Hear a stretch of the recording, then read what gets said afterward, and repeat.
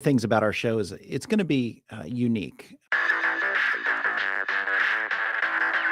You are what you do. You can say any amount of things that you want to say, but what you do is what everybody sees. People are like, oh, I'm just going to JV it. Like, it's just JV it. Like, what the hell does that mean? I cannot tell you how excited I am to hang out with you guys today. So thank you so much. Well, then that end buyer could come back and say, well, I didn't fully understand that it was subject to. That's not a thing. Like, the SEC has thought of all of these things. They've been here since 1932. And you can do what you want with your property. Buyers have time, they have negotiating power, they have options. Oh my gosh, I'm blown away by your inexperience. And they've been in business 20 years. And that includes things other people put on your property, right? It's your property to be okay. Suddenly, Cousin Jimmy's in a lawsuit. A novation is replacing one contract or one obligation with another. Out with the old, in with the new. Yes.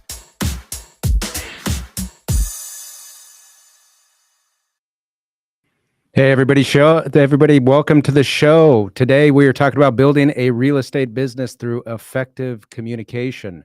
I'm Andy Fowler, and I'm here with Sean St. Clair. If you're new to the show, make sure to like our channel. You can find us on Facebook, and you can find us on YouTube. On YouTube, we are at NREM Podcast. That is at NREM Podcast. With that, I'm going to turn it over to Sean, who has our legal update.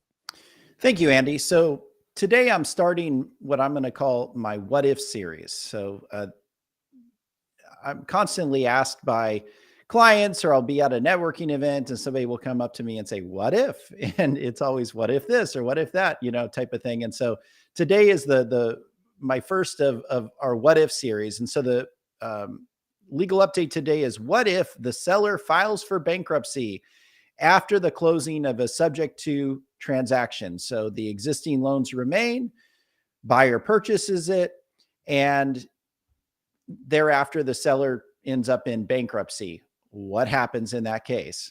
So a couple of things to understand about a bankruptcy filing is that the minute a bankruptcy is filed, the assets no longer belong to the person that files for bankruptcy. They're allowed to possess certain assets, to use certain assets, but ultimately those assets technically belong to the trustee of the bankruptcy estate, and they have control over those assets. And the bankruptcy trustee then makes determinations on what assets to keep and what assets to sell, or even under certain circumstances, what contracts to adhere to and what contracts to allow to be breached or to do away with. So in the case of a creative finance transaction or a subject to transaction that's closed and bankruptcy is filed, the first question you have to ask is, when was the filing? If the filing was within 90 days of the closing of the transaction on the creative financing, then the trustee has the ability to come in and argue what's called a voidable preference, which means, hey, you and the debtor entered into a transaction within 90 days of them filing for bankruptcy. And therefore, during that 90-day period, any contract within that 90 days that's performed within those 90 days, that is considered a voidable preference. And the bankruptcy trustee can immediately set aside that contract and unwind it, where the property in that case would go back to the seller to be held or controlled by the bankruptcy trustee. And the buyer would be out. They would be returned whatever funds that they put into the transaction. So if they're out of pocket and they've paid the mortgage and things like that, they basically put the parties back in the status quo, back to where they were before the contract was entered into. And the bankruptcy trustee can do that. So if there's a property that's not subject to a homestead exemption, and there's equity there that the bankruptcy trustee wants, they could set aside that transaction if it was within the 90-day period, and then they could take over that property and sell that property and pull out the equity for the purposes of the bankruptcy estate. If it was after the 90-day period, the bankruptcy trustee generally does not have that power unless there was some form of, insider negotiation, some form of fraud or impropriety involved. But otherwise, if it were just a straight arm's length transaction, the bankruptcy trustee generally would not have the ability to set aside the contract. Instead, If it was a subject to transaction where, and my recommendation is always on subject to transactions to do a wrap. So you give the seller a promissory note, even if it's only for performance, which means I'm going to pay your mortgage payment for you. And then you secure that by a mortgage or deed of trust against the property. Well, in that case, the seller has now become a lender. So when they file for bankruptcy, the promissory note is actually an asset of the bankruptcy estate. And in that case, the trustee can choose to do something with the note, to hold the note, to sell the note, or they could return the note to the seller and say, okay, there was no value with this note. So seller, you have the note and you can continue to be the lender and it's not affected by the bankruptcy. So on the what if the seller files for bankruptcy after a subject to transaction is completed? To answer that question is number one, if it's filed within the 90 days, or if the contract is performed within the 90 days of filing, the bankruptcy trustee can come in and unwind the transaction. If it's after the 90 days, generally the contract will not be impacted or affected. And the only thing that you have to look out for is whether or not the bankruptcy, the only thing in that case that's to be done is to figure out if the bankruptcy trustee is going to sell the note to somebody else because the note has value, or if the bankruptcy trustee is going to return the note to the seller, and then you just continue to pay the mortgage payment on the existing loans. The last caveat on that, though, is the bankruptcy filing could invoke a due on sale clause because the lender is going to receive notice of the bankruptcy filing because the debtor is still a borrower under the original loan. And in that case, the lender could come forward and invoke the due on sale clause. But it's the risk that you run when you do a subject to transaction. It really doesn't change. That risk doesn't change because of the bankruptcy. It's just another thing that could potentially trigger that due on sale clause. Generally, the lender will not invoke the due on sale clause, will not pursue foreclosure as long as the payments are being made, but that's not definite. But that's another risk. I will tell you that the subject to addendum that I prepare for my clients states in there that the seller will reaffirm that existing loan so that hopefully that there will be no due on sale clause. There won't be any issues by the bankruptcy. And reaffirming basically says, hey, I understand that that loan is out there and I'm going to reaffirm it. I don't want it to be impacted or affected by the bankruptcy filing. So that's it. It's somewhat complicated. Hopefully it never happens. But what if a seller files for bankruptcy post closing on a subject to transaction? There's the analysis.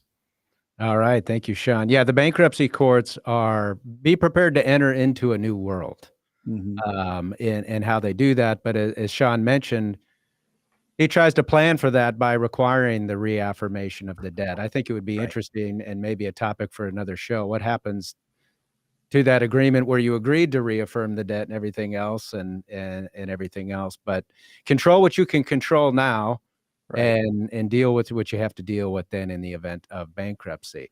All right. With that, let's get into some news and some updates for the NREM podcast. The Creative Finance Symposium that we've been doing, we're giving it a new name and rebranding and doing something a little bit different. We're going to be calling it the Creative Finance Symposium. I'm sorry, that's what we did call it. We're calling it the Creative Finance Collective. And what this is really meant to be is a discussion with professionals like Sean and I, as well as other professionals throughout the country who are knee-deep in creative finance, who know the inner workings, who are exploring the inner workings from state to state on how this goes, and to provide an open forum of discussion to both the professionals as well as the viewer, you, who want to learn about creative finance and have, more importantly, questions about creative finance to be able to be answered by professionals in the field that know what they're doing. The first one we're going to do is going to be Wednesday, May 24th at 5:00 p.m. We're going to have our first guest in that. And when I say guest, it's really not a guest, but really a co-participant, and that's Alan Seschker. You all will be familiar with Alan. He's been on the show on 2 separate occasions. He is very experienced in wrap transactions. In fact, he has an entire university called Wrap University. He devotes a lot of his time to educating and training on how to appropriately do a subject to transaction using wrap. So he's going to participate in that. And then we'll be on hiatus and really launch the full extent and scope of the Creative Finance Collective beginning in July. So you'll hear more information about that as the time approaches, and how you can participate and become a member of it, and learn and get your questions answered. The topic we're going to be talking about is advanced legal issues for subject to wrap financing transactions. Sean, did you have anything you wanted to add to that? Yeah, I just want to jump in and talk a little bit about Wrap University. Alan's been a good friend of the show, and he has just rolled out an online version of Wrap University where, you don't have to go and appear in person and take the course in person. I actually have taken it. I appeared in person. I flew to Dallas and attended it in person. It was awesome. I would highly recommend it for anybody doing creative finance. You should attend this program. But he has an online version now where you can attend it in the comfort of your home, and definitely something to check out, because in my opinion, he is, one of the preeminent wrap attorneys, creative finance attorneys in the nation. And anything you can learn from him, you should. Yeah, for sure. Just because he's in Texas does not mean that you in Arizona or you in Colorado or wherever you are that isn't Texas can't learn something. Like Sean says, he's been to the university. And as we've discussed on multiple occasions, I know you've mentioned this on a number of occasions, we don't, as a general rule, recommend doing a subject to transaction that isn't some form of a wrap deal. So we place a high importance on understanding that process, what that looks like transactionally, and how best to go about doing that.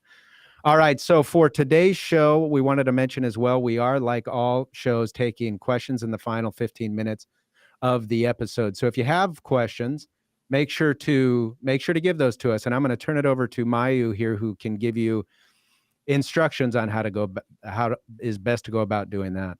Thank you, Andy. Happy Tuesday, everybody. Thank you for joining us on the show live. If you've joined us before, then you know that we will be taking questions at the end of the show. So whether you're watching us from Facebook pages or from YouTube, we are monitoring the chat for your questions so that we can take the last 10 to 15 minutes of the show to answer them. Today's topic, as you've heard, is building a real estate business through effective communication. So we take questions in order of priority. So don't wait. If you have a great question in mind related to today's topic, make sure to leave it in the live chat, as specific as you can be, and we'll try to get to all of the questions at the end. So with that, let's get into our topic today. Andy? There you go. And as Mayu mentioned, you don't have to wait. If you think of the question now, go ahead and plug it in there and we'll get to it. All right. Today we're talking about building a real estate business through effective communication. And with us to discuss that topic, we have real estate investor Brent Daniels. Brent. Hey, thanks. excited to be here, guys. Yeah, thanks so much for Andy, being Sean, here. you guys are absolutely incredible, and we're gonna have a lot of fun in the next 45 minutes. For sure. We really appreciate you taking the time out to talk with us about what you do, real estate investing and communication. So we mentioned it. You're a real estate investor. Tell us how you became involved in real estate. What got you into the business? Yeah, listen, you at some point we all crossed the what's been referred to as the Purple Bible. I don't know if that's sacrilegious or not, but the Rich Dad Poor Dad book, and that really opens up the mind and really just kind of puts you on a different path. You read that and you're like, oh, okay. Well, I want to be an entrepreneur. I have this pilot light inside me that says that I want to have more control over what I do professionally. So real estate seems like an incredible vehicle to be able to do that. So that's what happened to me as a mushy-brained 21-year-old. I read that book. My best friend, Mike Mahoney, gave it to me. And I mentioned that because he's in the room down there.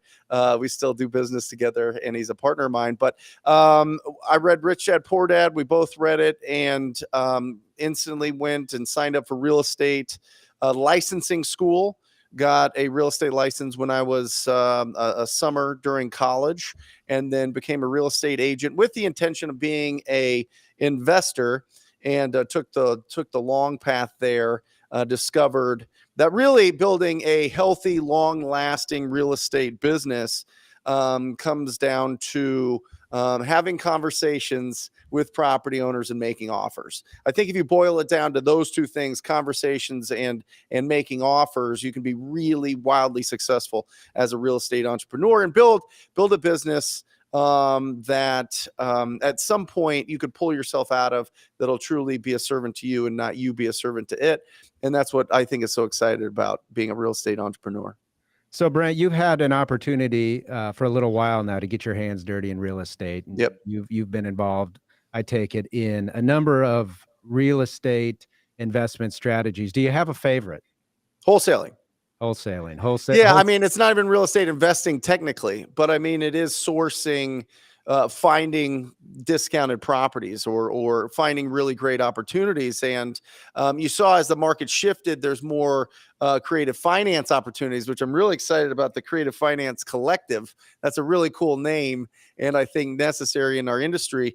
But you see it more and more as the market isn't, shooting straight up. You see more opportunities for some creative finance deals, which is exciting, and you can wholesale those as well. But I've done flips, I've done buy and holds, I've done Airbnbs, I've done traditional long-term rentals.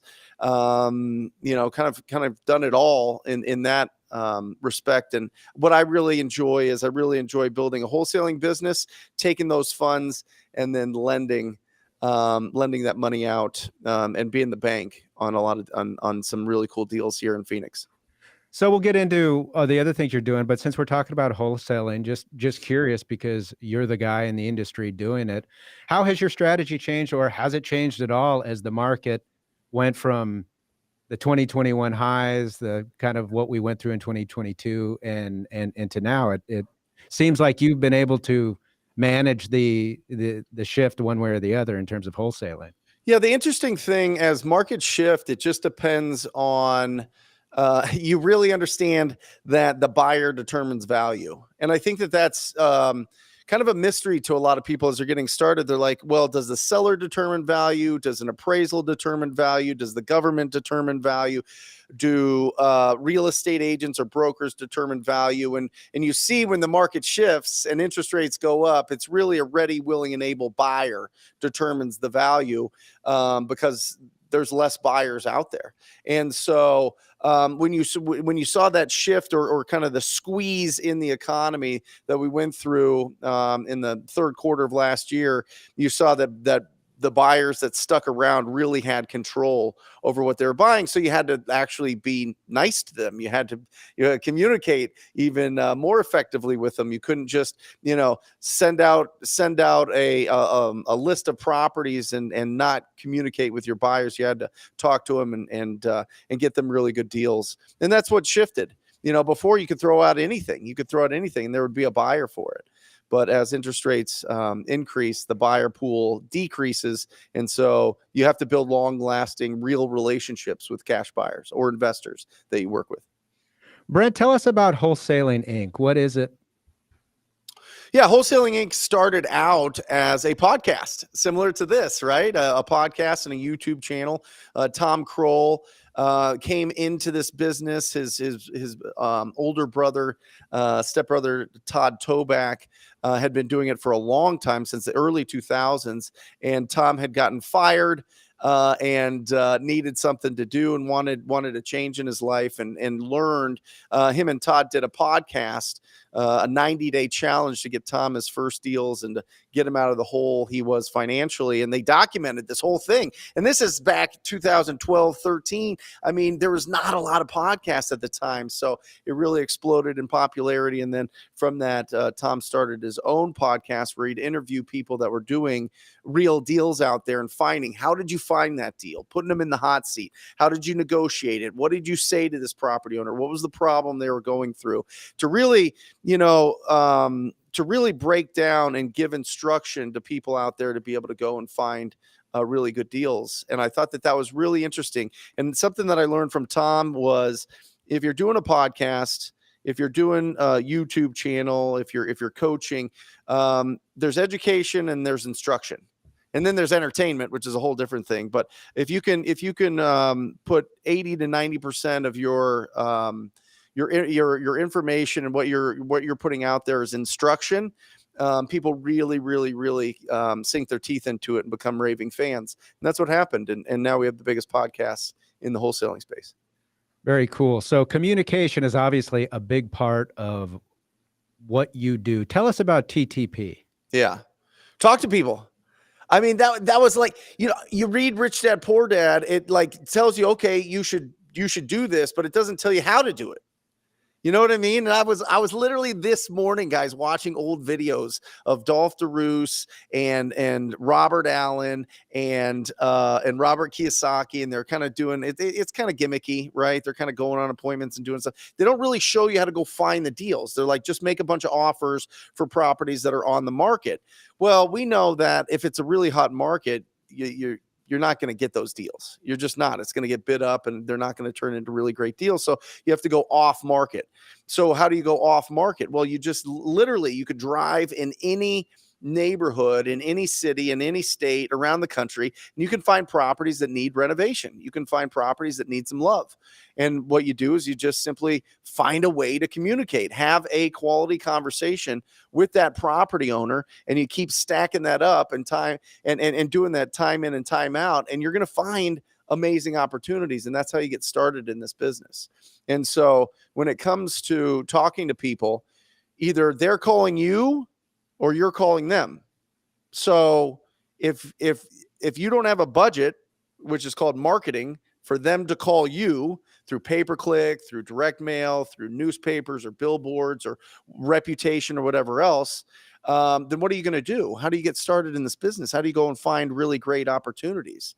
If the MLS is really super competitive and you don't have a marketing budget, then you have to go and be proactive. And so you can either pick up the phone and call people, or you can go and knock on their door. So let's look at this from the perspective of somebody who's been watching your podcast and they think, man, I'm seeing all these folks making life-changing wealth. They seem like they're enjoying what they're doing. I really want to get into this. Mm-hmm. I love this idea of wholesaling. I love what Brent's doing, but I'm starting from scratch. So this stuff all is just assumed by Brent because he knows it and lives it, bleeds it. But sure, for the person who's just starting and building their business, what would you suggest to them? How do they need to start thinking about communication, and what kind of things do they need to start thinking through in order to develop that business, knowing that the deals aren't just going to just fall into their email inbox and just be given to them? I love it. I love that. What a great question. Number one is you got to find your tribe.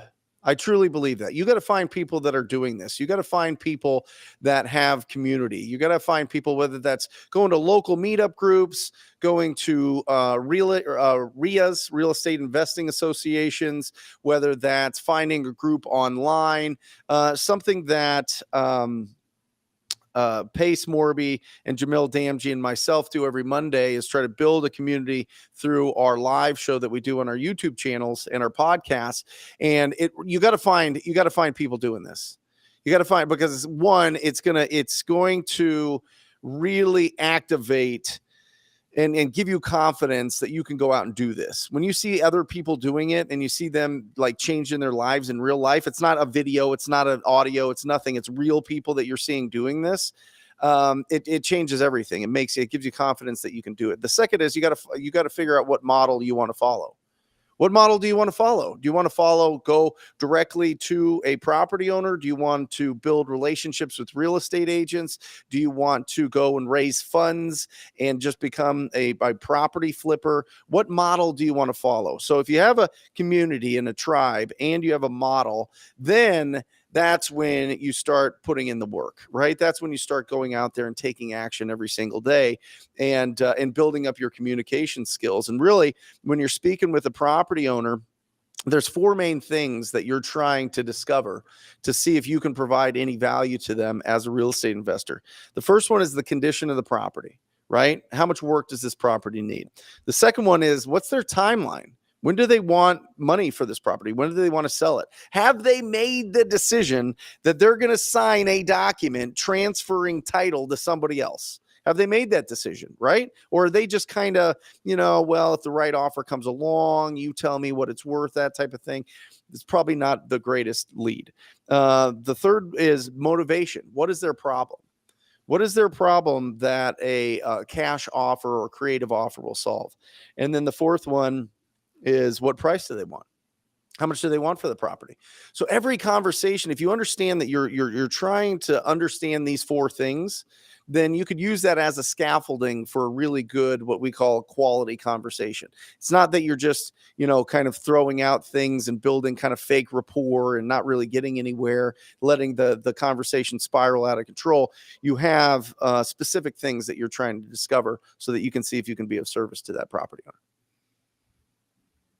Now, Brent, you mentioned choosing the model is an important piece early on. And one thing I will say that we've just run into over and over again, and you've just explained this and hit the nail on the head, but the importance of being out there and meeting people, meeting those who have done it before. And it almost seems counterintuitive, and I don't know what it is, but we've all been kind of raised that if you tell too many people about this thing you're doing, that the opportunity is going to get lost. Sure. You're going to miss out on it. You're missing out on big money. And by making an island of yourself, I think you end up really being the one that misses out. And constantly, as we've gone to these things, almost everybody that we've met or interviewed has had the same thing. You got to meet the people, and you have to really find mentors in the space. And so where I'm going with this is, and kind of choosing the model that is going to fit you. Is that something that you work through with mentors ahead of time and get your hands dirty a little bit just to see what you like? How best do you find to kind of pick the model?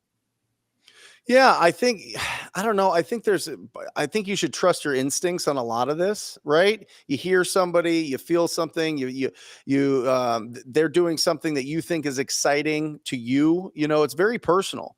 So you have to you have to have some instinct about what you're trying to do. I think if you build a base of being able to find the deals as your foundation for everything else, then you don't have to necessarily pick one or the other right away. You just start with just finding deals, and then decide if you want to be a flipper, then decide if you want to own a big portfolio, then decide if you want to be the bank, then decide if you want to be a developer. But it starts with get proof of concept. You know what I mean? Get some income coming in from your efforts when it comes to this business. I mean, I think it's weird, right? You're 18 or 19 or 20 or 21 or 22. And then all of a sudden you're thrust into the world, and you're like, hey, go provide value. Go do something, right? And you don't really have skills yet. You don't really know what you're supposed to be doing. So you just kind of pick something and really try hard at it to be good at it. And then from there it develops, and you build an actual business. So I think that if you're just starting out and you're interested in being a full-time real estate entrepreneur, go have conversations with people that own ugly houses or that are in ugly situations, and go solve those problems and build from there. So I think from a model standpoint, one, it depends on where you're at, right? But two, go source deals, have some avenue to be able to find great opportunities. And if you do that, you're going to build a really strong foundation for the future. What's an example of the most unique way that you've ever acquired a property? I've heard stories of people meeting, folks at the market or restaurants or, and it's Sure. What? How did you do that? What's a unique example of a unique way that you actually acquired a property? There was this house that was on a curve of a neighborhood that I was door knocking. And at the time I was 1 foot in real estate agent, 1 foot in being a wholesaler. So I wasn't really sure which approach to go. And it was a family, and they were moving stuff out into the carport. And and kind of clearing out the house. It looked like they were having like an estate sale type of thing. So I went in and was just having a conversation with them about what their plans were with the property. They were going to fix it up. They were going to list it with an agent. They were going to just find an investor for it. They're all over the place, right? They really didn't have a plan. And so, sitting down with them and just understanding, okay, what is the best exit strategy for you on this property, and really understanding what their financial needs were at the time. They really need to pay off a lot of attorney fees and medical fees and all these things. And it turned out that just a cash as is offer was the best plan for them to be able to accomplish all those goals of paying off all their bills and have money in their pocket and not have to deal with contractors and trying to figure out how to redesign this property. But it just came from me like walking down in the neighborhood. You know what I mean? I was just walking around and I was kind of done for the day. It was kind of dusk and I was like, you know what, I'm done. I'm hungry, whatever. I've been sweating all day in Phoenix.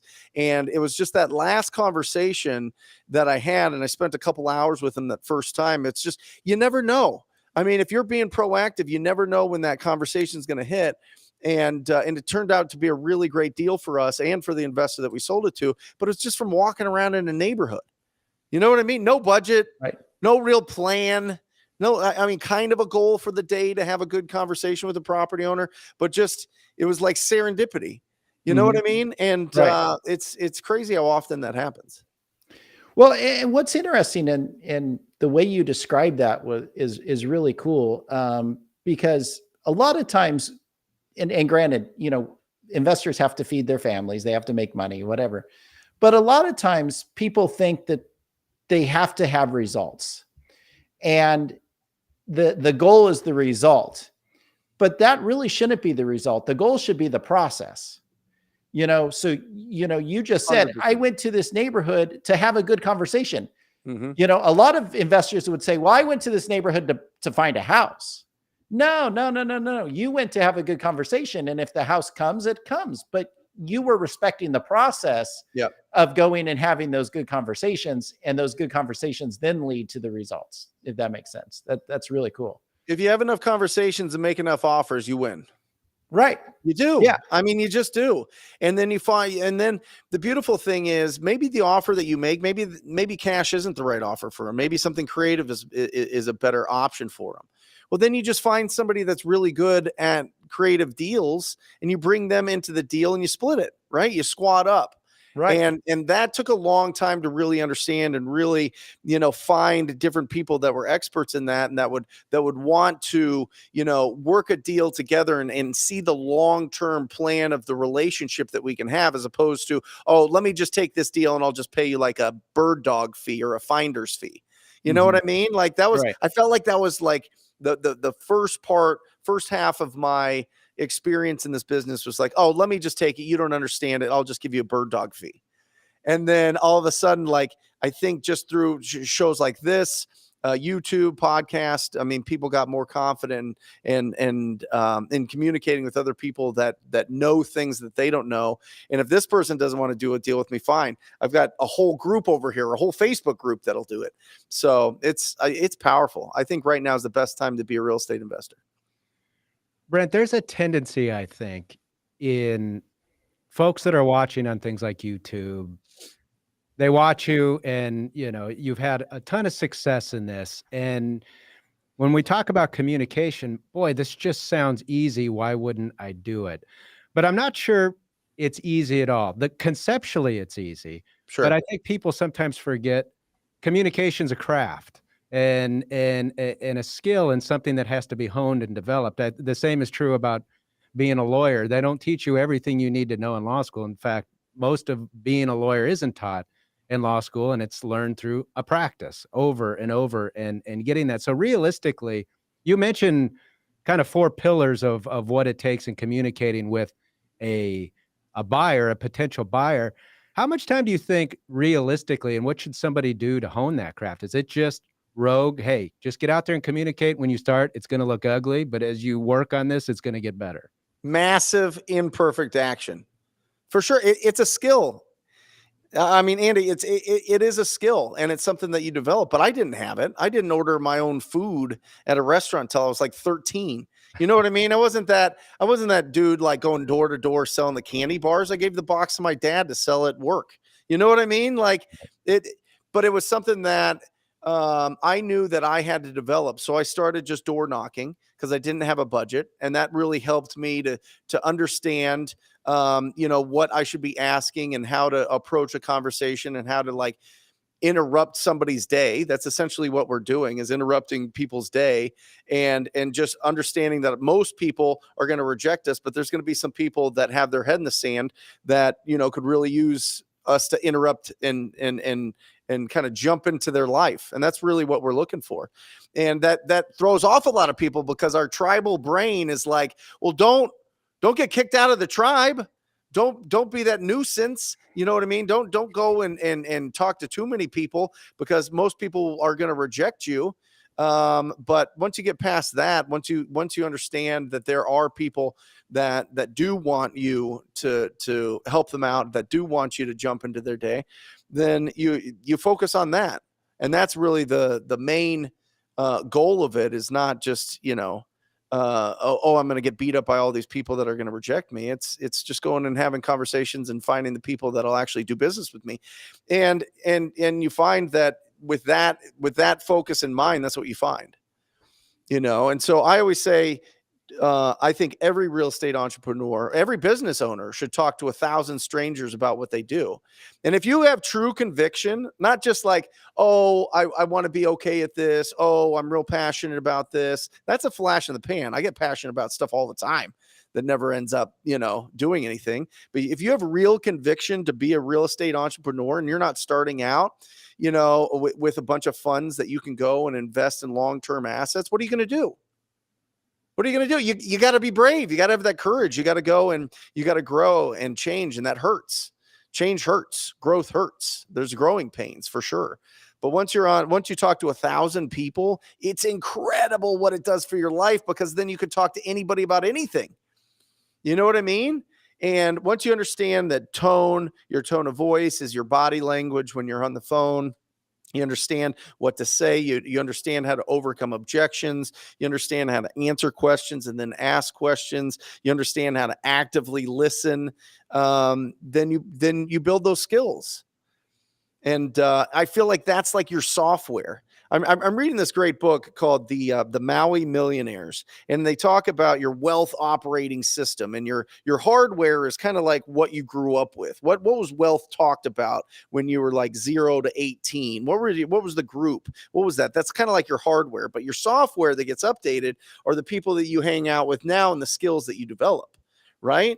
And so if you're hanging around people that are doing amazing things and you're not doing amazing things, they're not going to hang around with you.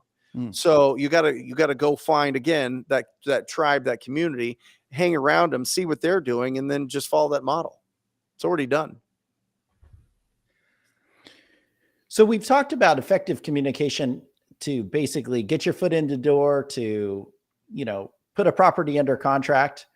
How does effective communication come into play once you have that contract in place, taking that contract from execution to closing and dollars in your pocket? How does communication fit into that? Right. So in real estate, there's 3 parts: lead generation, conversion of those leads, and then exit strategy. Mm-hmm. Right. So the conversion is kind of sales, right? Lead Right. generation is kind of marketing, sales, and fulfillment or exit strategy on this. And so you get to decide, are you going to buy and hold it? There's only 3 exit strategies, really: buy and hold it. Are you going to buy it and flip it? Or are you going to assign your right to purchase that? And so you just decide. It's a case by case, depending on where you are at in your business and what's going on with that property, what you want to do. For instance, we locked up a deal in Chandler, Arizona, which is a very popular area, on Friday.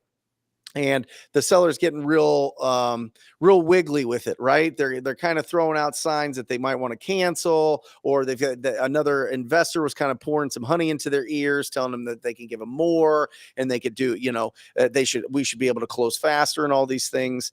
And what we typically do is we typically put it to our cash buyers, assign that deal, make an assignment fee. But with this particular seller, we're just going to close it. We know that he needs his money, and we dug deeper today, this morning, literally, and found out that he has to pay some probate attorneys on a different deal that he's inheriting. And so it's really a lot of pressure on him to get that deal closed and to pay the attorneys. And so that's why he wanted to close faster. So we're able to just give them the cash, close on it, and then we'll flip it later, either on the market or to our cash buyers, as opposed to assigning it. So it's case by case, but typically we'd lock it up and sell the contract. And that deal would have gone south, but for your guys' communication, you would have ended up either eventually closing after paying a bunch of attorney's fees to enforce the contract, or having to just cut your losses and walk away. But instead, you guys went and actually had a conversation saying, why are you getting buggy? Right. What's going on? What's driving this? And now you're able to, close the transaction where an investor who just kind of gets it under contract, starts looking for the cash buyer, never talks to the seller again, never follows up, never has those hard conversations, that transaction goes south, and, they're going to struggle to close it. Yeah. And something that's super easy to do, like right away, is how about going through all your text messages and responding to them? You know what I mean? It is shocking to me how many entrepreneurs have like 400 unresponded to text messages, right? And it's the same thing with these property owners. You need to communicate. 80% of the time, they're not going to respond to you. When you text them, when you call them, when you leave a voicemail, but you keep communicating with them. And that's how you keep people in the transaction. That's how you make sure that they understand that things are going smooth. They know what to expect next. It's when you just lock up a property and then never talk to the property owner or the agent that's representing them, when things start getting a little bit like, wait, are they closing this? Are they real? Are they going to hit me for like a huge price reduction or some different huge change to the way that they're buying this property? That's when you have problems. But if you just overly communicate with property owners and the people that represent them, typically it goes really smooth. Yeah. From a legal perspective, we talk about this a lot on the show, given that it's kind of a legal show, but whether it's wholesaling or some form of a subject to transaction, disclosures are such an important piece of this and in some states it's even more of a big deal. But given that it's like, well, regulation is coming, so just be prepared for it. If you're effectively communicating, disclosures shouldn't even be an issue. You should be golden. Yep. Yeah. Yeah. 100%. Well, I mean, we use Sean's purchase contract. You know what I mean? It's fantastic. So, I mean, it over communicates. It's absolutely the best contract that I've ever seen. And people are like, oh, how could you use this contract? A seller will never sign it. They'll never go through with it. They do every time. We explain exactly what's going on. They're fine because we've already communicated it with them. It's when you go in and you're trying to be something that you're not, that you have problems when it comes down to getting the paperwork or the agreement signed. When you're promising something over here that's not happening in the actual paperwork, but the paperwork's just a breakdown of what we've already talked about. Right. It's awesome. Well, and some of your best liability protection is communication, right? People are less inclined to want to sue or file complaints against, or, say bad things about people that they like and treat them well. And in the legal realm, most bar complaints arise out of a lack of communication from the attorney. Same for real estate agents. It's a lack of communication. And so if you can communicate, you are likely to keep yourself out of court, which is always a goal. So yeah, for sure. And Brent, you mentioned this, but I think this idea that, well, they would never buy it if they knew this.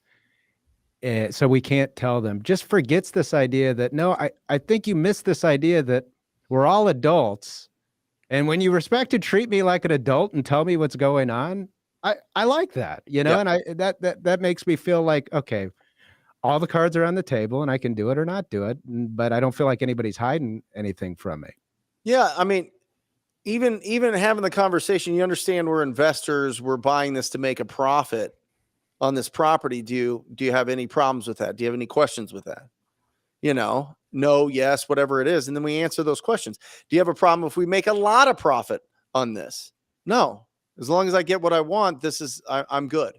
Right. And people think that like there's some sort of like sneaky way to negotiate with property owners. There's not. You just tell them exactly what it is and they respect you way more for it. And if they don't, they should sell to somebody else. Simple as that. There's too many opportunities. There's too many opportunities to not disclose everything and have an unbelievable purchase agreement that lays out everything that's going to happen from this time till the time that you get your money on this or the time that you close on this property. Yeah, it's not going to be scandalous to them to find out that you're in this to make money. No. Right? I mean, that's what everybody's here to do. Yeah. So give us some ideas. What can real estate investors do to improve their communication skills? So those four things are really important: the condition, timeline, motivation, price. So if you use that as the skeleton of the conversations, you're going to feel a lot more comfortable, and you're going to understand that there's a few ways to ask questions to try to find out that information. So as long as you have a couple different ways to ask the question about price, right? If you had a magic wand and waved it over the property and it totally made this property totally fixed up and brand new and totally renovated, how much do you think that it would cost to do that? Right? And then what do you think it would be worth? Okay, great. And then, we need to make a profit. So we need to be at this price. There's different ways, right? Just asking them what price they want for the property, asking them, if I can get you your money in the next 14 days or 30 days, does that work for you to pull out the timeline? So having a couple different ways to ask those questions. And then I think active listening is very important. Not anything crazy, but if they're talking to you on the phone and you're just asking questions with a flat tone, it sounds like an interrogation. It doesn't sound like a conversation. And so they're going to put up their force field. They're going to build up, kind of a resistance to the questions that you're asking. So making sure that you're actively listening and they understand that you are listening and really understanding what they're saying is important. Making sure that you actually answer questions. It's like this old school, like 80s, 90s thing where if somebody asks you a question, you just hit them back with a question, right? Well, how much will you give me for your property? Well, how much do you want? It's nonsense. It doesn't work. Like, I don't know if if society just got like sensitive to it or whatever else, but it just doesn't work. Answer the question, ask a question, stand up when you're talking to people, have a smile on your face. How about opening up the windows or turning the lights on when you're having conversations? Nothing drives me crazier than people that are trying to buy a property and they're sitting in a dark room, scrunched over, having a conversation with the property owner. It's just not going to go well. Stand up, have some energy, have some enthusiasm, and have certainty and likability when you're on the phone. If you have certainty and likability, you're going to communicate better.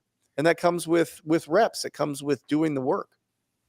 As technology has grown over the years, I feel like, especially in our practice, it's taken away a lot of the old school, just verbal communication. I hate emails, right? Because somebody sends me an email, and as a lawyer, I can answer that verbally in about 30 seconds. But in an email that I have to assume it could be used or published at some time, I got to vet through this. And now we're talking about a big, long email, and it's expensive and everything else. So in some respect, I'm always telling folks, let's just get on the phone and work through this. Do you have, in talking through the communication, you mentioned earlier in the episode, starting out knocking on doors. I know that can be realistically difficult, but Yeah. is there one form that you prefer above all others, all things being equal? Yeah, I think just picking up the phone and calling people. Just calling people and having a conversation with them and see when they're planning on selling their property.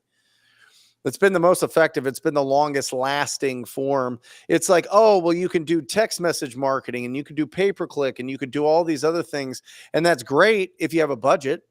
But if you don't have a budget, you're going to have to be in hustle season. You know what I mean? You're going to have to find those opportunities if you can't invest a bunch of money into your marketing. So I think starting out and as a staple, as long as you're having conversations and making offers with people, you're going to win. And that's what I see across the board in any market, in any whether it be a big market or a major market. If you have more conversations, you're going to win. That's what it comes down to. So how are you going to do that? You either pay for people to call you, or you be proactive and you use your time, talent, and skills and abilities to go and reach out to them. Has the shifting market conditions at all modified or changed your pillars or your script on what you try to focus on, or is it just necessitated the need or more of a need for communication? Yeah, it's amazing because the people that didn't build the skills, that were just locking up properties and then sending them out, and you didn't really have to have skills in negotiating. You didn't really have to have skills to understand, is this offer is a cash offer or creative offer, or that referring this to an agent the best for this property owner. If people that didn't have the skills are gone, guys, they're gone. Because they locked up too many deals that they couldn't sell. They probably got over their skis with their expenses because they're making fast, quick money and not really building any foundations to their business. And so we have seen that although there's still other competing offers on the properties that we're negotiating with, it's been less. It's been significantly less because you have to have skills in this market. Yeah. So it sounds like you've seen a lot of real estate investors that were born in the boom and had it easy, right? Everybody, that's where they all ran to it during the boom and had it easy, but hadn't honed basically these skills that get you through every market and make you effective. Yeah, I feel like, the greatest generation, they went through the world wars and World War II, and they were grizzled, and they had, I don't know, they just felt stronger, right? They're more grateful for like waking up every single day. I feel like if you were in real estate through the 2007 to 9 to 10 to 11, you're built stronger. You understand that there has to be some substance to the business and a foundation to really build off of, and that's skills. And so if you develop the skills during that time, not to say that you can't develop them now, you certainly can. It just, there was a time there from 2020 to 2022, or maybe even 19 to like mid 2022, where you didn't have to have any skills. You just had to put a property under contract, put it out there, and it would sell. And now that's changed. And now the people that had the skills are lasting and are really reaping the benefits. I mean, this is the best start to a year that we've ever had. Now, you mentioned knowing your M buyer is important at the very end of the transaction. How does the communication shift when you flip? I would imagine it has to be somewhat significant when you're dealing with maybe it's just a fix and flip and you're going to sell it to a conventional buyer versus a buyer who you're assigning the contract to, somebody who's buying the right to purchase the property. How significant is that difference in communication? Yeah, it's huge. I mean, it was wonderful selling to hedge funds, right? That was like the easiest deal of all time. And then they stopped buying, or they changed their buy box. And so it's really a delicate balance that you have to have, like healthy tension with your cash buyers. They have to respect you, but you have to respect them as well, in a sense of, it might not be the highest offer we get, but I know that this buyer is actually going to close. And so really building a core relationships with like 30 or 50 people that have been doing this business for a while, that communicate really well, that can make quick decisions, they understand what they're looking at, is critical. It's absolutely critical. And that was something that was a big shift, because we were just sending it out to like 9,000 buyers and seeing who would give us the most, and it would get closed. But as hard money lenders got tighter, as the cash buyers that were buying and flipping kind of got stuck in those flips, they couldn't sell them in the first weekend that they put them on the market. So that really slowed everything down. You really see who the real players are. and it was awesome. You know, it was like a nice filter to see who's going to be in this business a long time, and build those great relationships with them. Well, Brent, we really appreciate you being with us. Tell our listeners where they can find you, how they can watch you, get in touch with you. Awesome. We put a lot of love and time and attention onto our YouTube channel. It's just Brent Daniels on YouTube. Wholesaling Inc. podcast, Wholesale Hotline podcast, 2 podcasts there that should be downloaded and listened to for any real estate investors. And then wholesalinginc.com. We've got a academy there that's got a bunch of complimentary downloads that people can use if they want scripts and some different guides on how to build this business. We put a lot of attention in there as well. Well, thanks again for being with us. We really appreciate it. Brent Daniels, everybody, go check him out. His YouTube channel is awesome. You learned a ton there about wholesaling, and hope we can do it again. Thank you, guys. This has Thanks, been Brent. awesome. You guys are phenomenal. And thank you for those contracts. Oh, absolutely. All right. With that, everybody, that is our show. Make sure to join us next week. Title of the show, Check All the Boxes, What Your Real Estate Contract Needs. We'll be having guests Paul and Adam Vincent. Look forward to seeing you all next week. Have a good one. Have a good day, everyone.